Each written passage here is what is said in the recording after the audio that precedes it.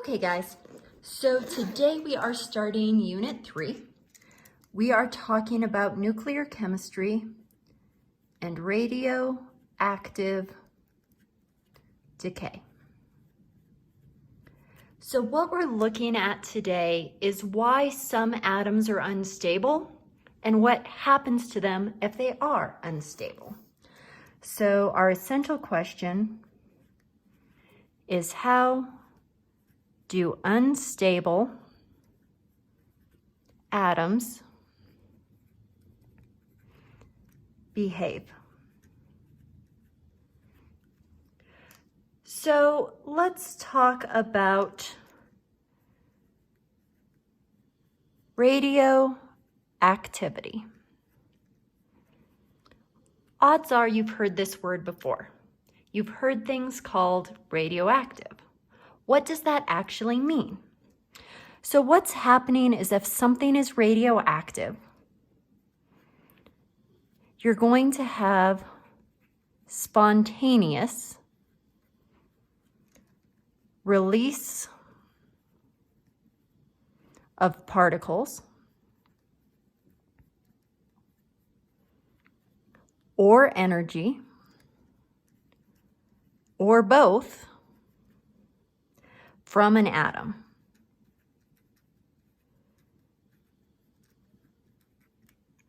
Now, what this means is that this is happening on its own. I'm not doing anything to it to make the reaction happen. The element is sitting by itself, and it's doing this on its own. It's giving off either specific particles or a certain amount of energy, or both. And the reason that this is happening is because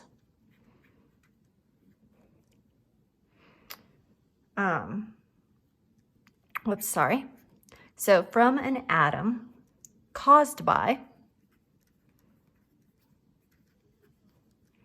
the atom's instability. So there's something about the atom that makes it unhappy. He isn't in a good state, so he's going to keep giving off particles or keep giving off energy until he becomes a more stable atom.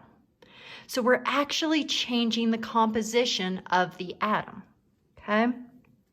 Now, why is an atom unstable, okay? So in our last unit, we talked about what makes up an atom. And we said that we've got positive protons, and those positive protons live in the nucleus. Nuclear chemistry is all about the nucleus, okay? So everything we're talking about in this unit is about the nucleus. So the protons are hanging out in the nucleus, and they have this positive charge. Well, we talked about the fact that opposite charges attract, like charges repel.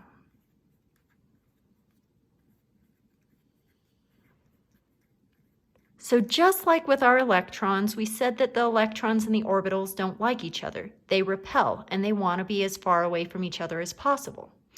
I'm going to have the same problem happening in my nucleus.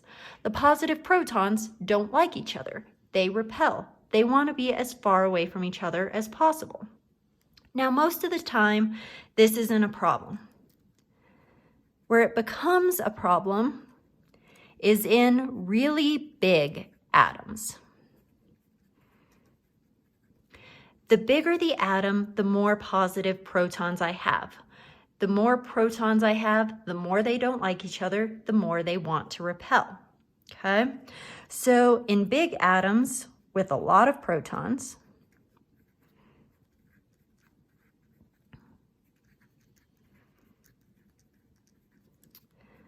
this repulsion is what is going to cause our instability.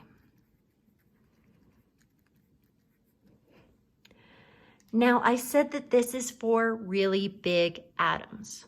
What do we consider really big? all atoms with an atomic number of 84, let me fix that, or higher,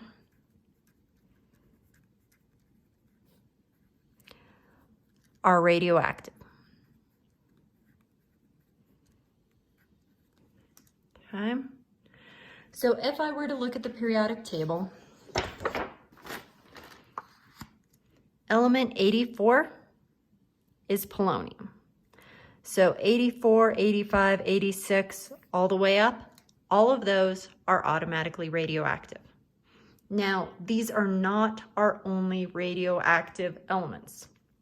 A lot of elements that are happy and stable and neutral have radioactive isotopes.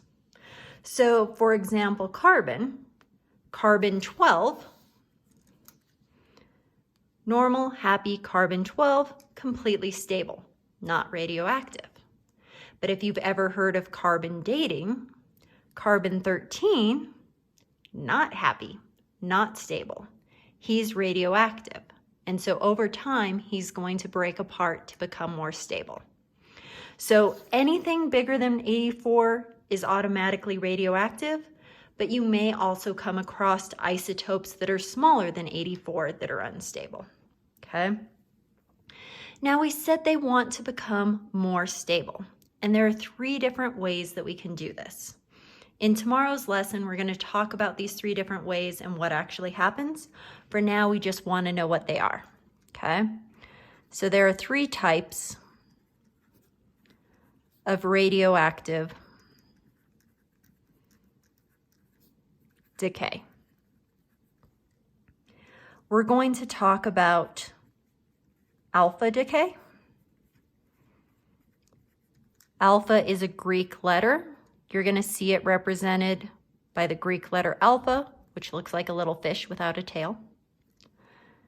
We can have beta decay. Again, beta is a Greek letter. Beta looks like a capital B, but with too long of a line, so he has a little tail. Okay? And we can have gamma radiation. Okay? Gamma is also a Greek letter. He looks like the letter Y. Okay? So these are the 3 different types of radiation that my unstable atom will undergo so that it can become more stable. Okay? So we'll go into a lot of detail with that tomorrow. For now, you just need to know that these 3 types of things exist. Okay? So here's the way radioactive decay works. You're going to have something called half-life. Hopefully we've heard this term before, maybe. So half-life is something we talk about with radioactive elements or radioactive isotopes, okay?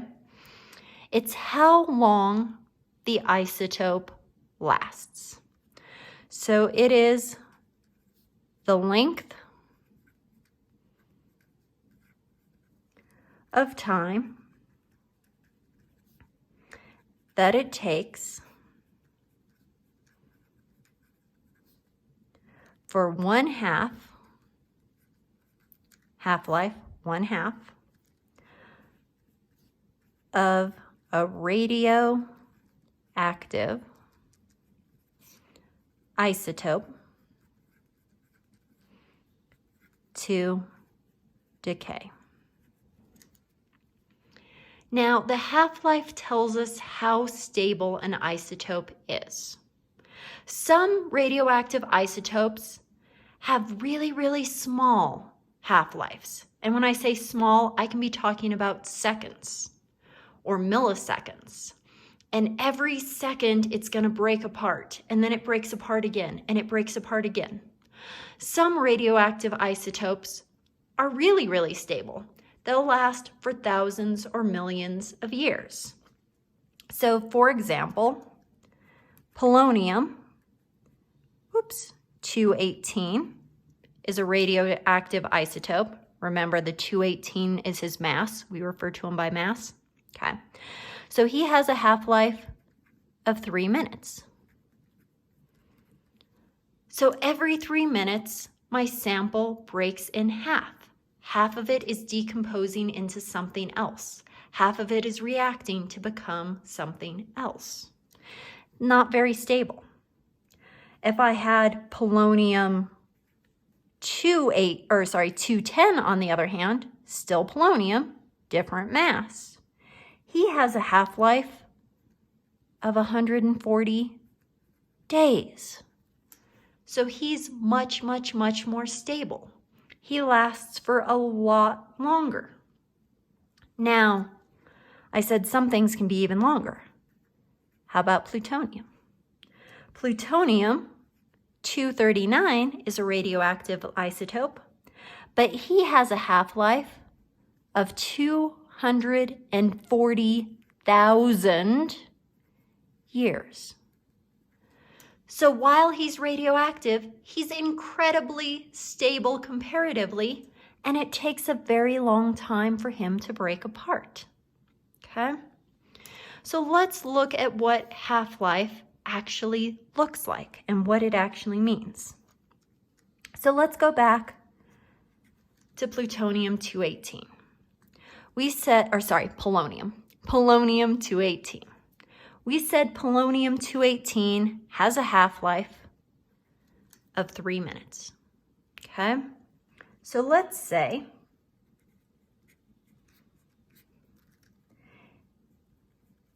if you have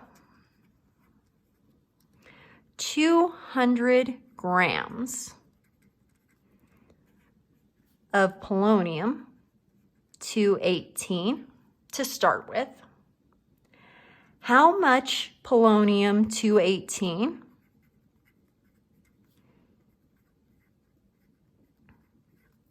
will remain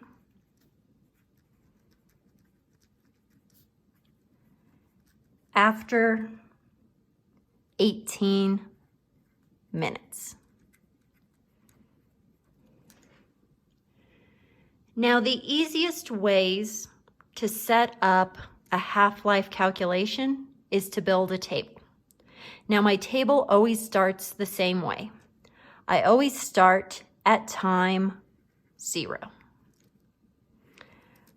Time 0 is how much of my sample I initially had before anything happened.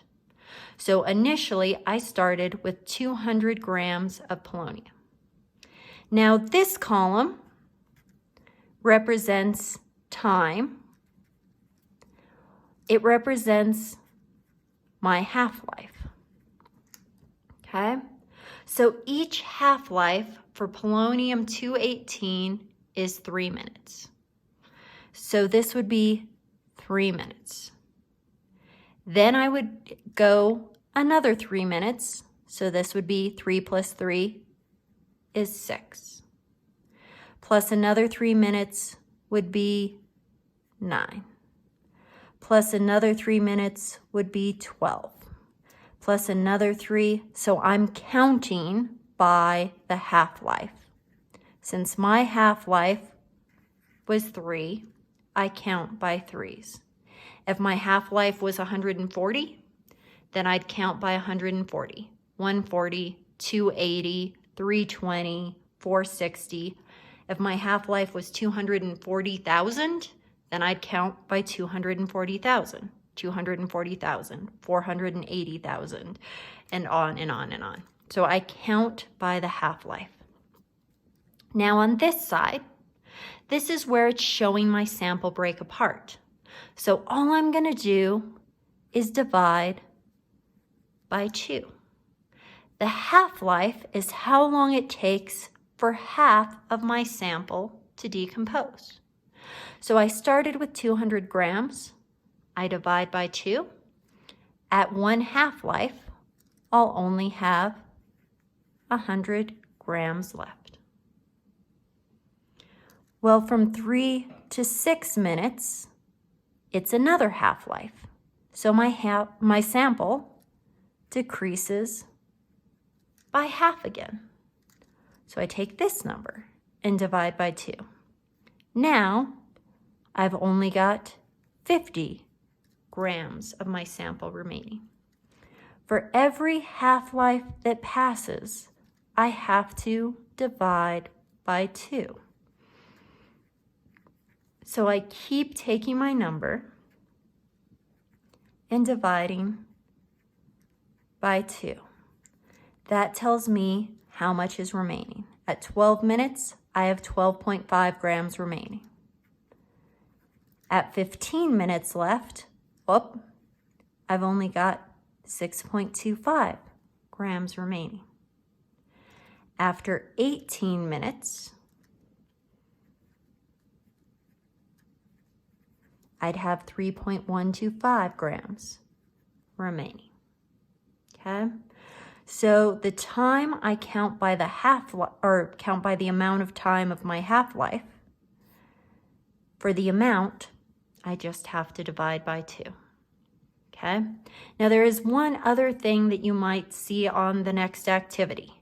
It might ask you something like, okay, if you start with 200 grams and some time has passed and you have 3.125 grams remaining, how many half-lives have passed?